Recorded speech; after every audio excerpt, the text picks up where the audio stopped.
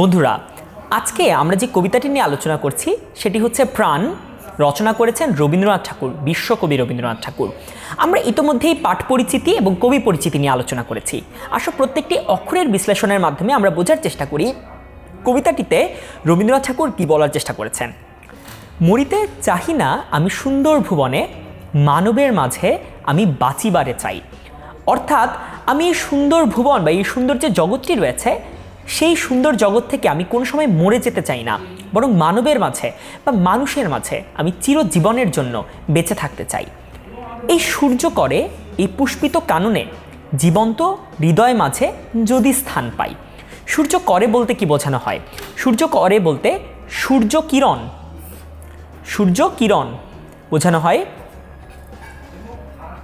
এবং পুষ্পিত কানন বলতে ফুলের বাগান বা ফুলের বন সাধারণত বোঝানো হয়ে থাকে। জীবন্ত হৃদয় মাঝে যদি স্থান পাই, জীবন্ত হৃদয় বলতে সাধারণত মানুষকে বোঝানোর চেষ্টা করা হয়েছে। অর্থাৎ রবীন্দ্রনাথ ঠাকুর যেটি ব্যাখ্যা করার চেষ্টা করছেন সেটি হচ্ছে এই যে সুন্দর জগৎটি রয়েছে সেটি থেকে তিনি কোনো সময় চলে যেতে চান না, তিনি মানুষের মাঝে বেঁচে থাকতে চান।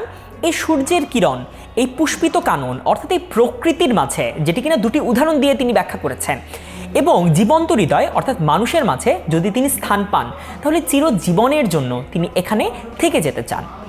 এবং এরই মাধ্যমে আমরা যে কবিতাটি নিয়ে আজকে আলোচনা করছি, যেটির নাম হচ্ছে প্রাণ, সেটির প্রথম খণ্ডটি শেষ হলো।